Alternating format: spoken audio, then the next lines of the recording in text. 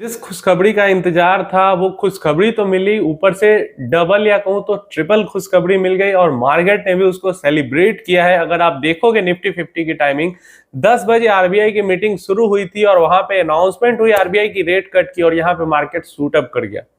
Large cap सीधा मतलब Nifty 50 सीधा 1% जंप कर गया एक घंटे के अंदर अंदर 10 से लेकर 11 बजे के बीच में 1% और फिर 1% ऊपर ही क्लोजिंग हमें मिली है।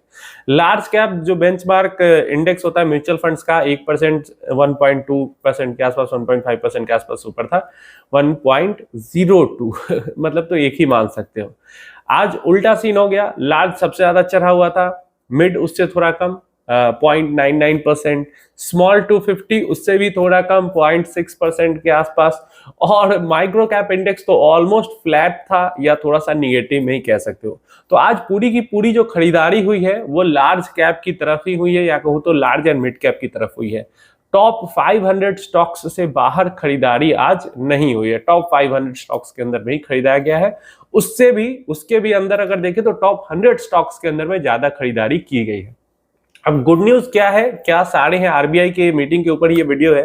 तो सबसे पहले तो गुड न्यूज यही है, बिल्कुल एक्सपेक्टेशन नहीं थी कि मतलब देखो कुछ लोग सोच रहे थे, उड़ती उड़ती बातें चल रही थी कि 50 बेसिस पॉइंट का कट मिल सकता है, लेकिन जो श्योर शॉर्ट बातें थी वो थी कि 25 बेसिस पॉइंट का कट मिलेगा। कुछ लोग कह रहे थे कि नहीं भी मिल सकता है, लेकिन हुआ क्या, आरबीआई ने यहाँ पे हमारे जो गवर्नर साहब है उन्होंने 50 बेसिस पॉइंट का रेट कट दे दिया।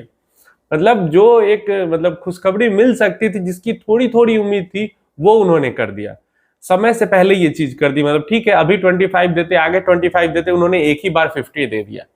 तो ये एक काफी बड़ी गुड न्यूज मार्केट के लिए थी और मार्केट ने इस पे काफी पॉजिटिवली रिएक्ट किया है। अब कल भी मार्केट ओपन रहती तो ज्यादा सही रहता, दिखता कि क्या क्या होता है। अब 2 दिन की तो छुट्टी में सारा जो मोमेंटम है मार्केट का वो रुक जाएगा। चलिए फिर भी लेकिन अच्छी न्यूज है।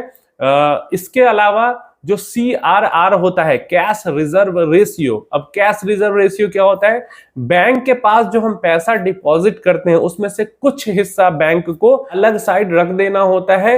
वो डिपॉजिट एक तरीके से हो जाता है जो कि इमरजेंसी में काम आ सके, उसको कहते हैं कैश रिजर्व रेशियो। हर किसी का जो पैसा बैंक के अंदर जाता है उसमें से कुछ पैसा साइड में बैंक रख लेती है, बचे हुए पैसे से वो अपना लेन देन वगैरह जो करना होता है करती है।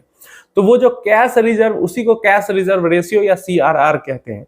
उसके ऊपर 100 बेसिस पॉइंट का डिस्काउंट दे दिया आरबीआई ने।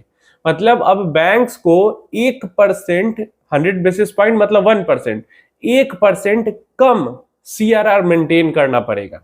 तो ये बहुत बड़ा नंबर है और आरबीआई की का जो मानना है, गवर्नर साहब का, उनका मानना है कि ये सिर्फ 1% CRR कम करने से 2.5 ट्रिलियन रुपीस की जो लिक्विडिटी है वो बैंकिंग के अंदर में आएगी और उसका फायदा बैंक्स वगैरह उठा सकते हैं। और ये जो अनाउंसमेंट हुई है इन सब का हमें देखने को भी मिला है। ऑटो सेक्टर 2% ऊपर था, बैंकिंग फाइनेंशियल सेक्टर 2% ऊपर थे, रियल एस्टेट सेक्टर, क्योंकि रियल एस्टेट तो पूरा पूरा लोन पे ही डिपेंडेंट है, तो अब लोगों को सस्ता लोन मिलेगा, ईएमआई सस्ती होगी लोगों की, तो वहां पे और क्योंकि अब बैंक के अंदर लिक्विडिटी बढ़ेगी तो लोन भी आसानी से मिलेगा। एक दिन में लगभग 4.5% रियल एस्टेट सेक्टर आज जंप किया हुआ था और रियल एस्टेट सेक्टर को उम्मीद थी रेट कट की, तभी तो पिछले कई दिनों से, कल बस गिरा था रियल एस्टेट, नहीं तो पिछले कई ट्रेडिंग सेशन से रियल एस्टेट कभी 1% कभी 2% ऊपर ही दिखता था। तो ये एक गुड न्यूज हो जाती है। इसके अलावा आरबीआई ने अपना स्टांस अब न्यूट्रल कर दिया है। यहां पे आके आरबीआई ने न्यूट्रल स्टांस ले लिया है। तो अब जैसी इकोनॉमी के अंदर जरूरत होगी, लिक्विडिटी की होगी नहीं होगी, जो होगा जैसा होगा उसको देखकर डिसीजन आरबीआई लेगी। तो ये भी एक बहुत बड़ा पॉजिटिव आरबीआई का स्टांस हमें देखने को मिल जाता है। तो ये 3 इंपॉर्टेंट आरबीआई की आज की अनाउंसमेंट थी जो कि 10 बजे शुरू हुई थी, तो वहां पे ये सब चीजें अनाउंसमेंट हुई है और तीनों ही अनाउंसमेंट के ऊपर बाजार ने बहुत ही ज्यादा पॉजिटिवली रिएक्ट किया है। अब इन तीनों चीजों से, इन 3 में से 2 चीज छोड़ लो, जो CRR रेशियो कम किया गया है और जो रेट कट किया गया, रेपो रेट कट किया गया है, इन दोनों से ही मार्केट के अंदर में लिक्विडिटी आएगी।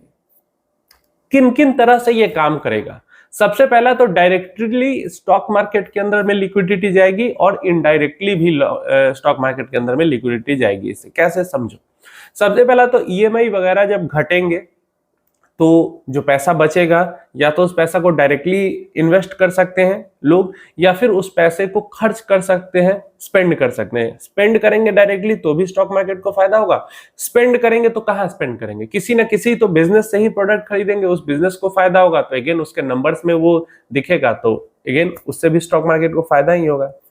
दूसरा, बैंक्स को भी यहाँ पे राहत मिल रहा है, तो बैंक का जो लेंडिंग का जो रेट है वो कम हो जा रहा है, तो इससे क्या हो रहा है कि बैंक भी आगे सस्ता बिजनेसेस को लोन दे पाएंगे।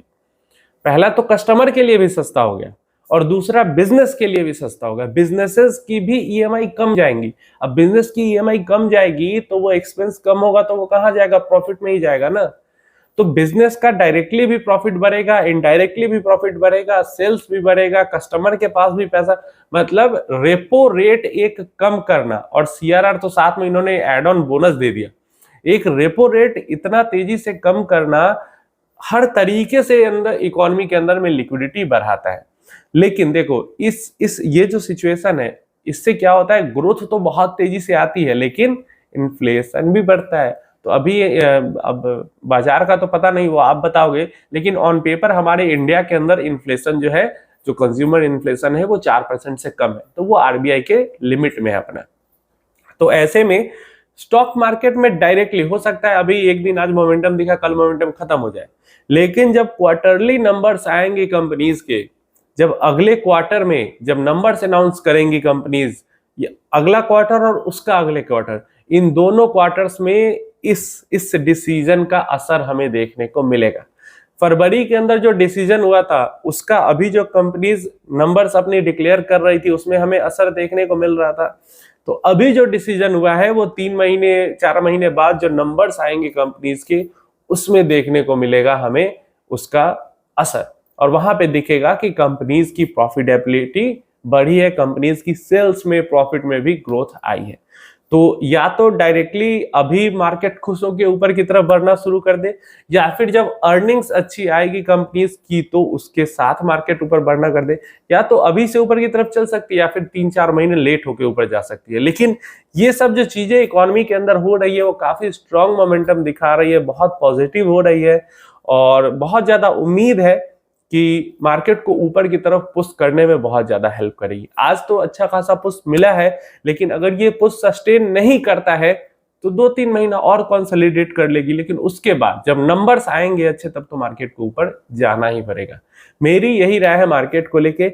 आप अपनी राय क्या कहते हो, आपको क्या लगता है ये सब जो चीजें हुई हैं उसका क्या बेनिफिट मिल सकता है मार्केट को, या फिर मार्केट अपना उदास होकर बैठा रहेगा, या फिर ट्रंप चचा और इलॉन भतीजा मिलके कुछ कर देंगे मार्केट के साथ? कमेंट में सब कुछ बताना, पढ़ूंगा, देखूंगा क्या सोचे आप।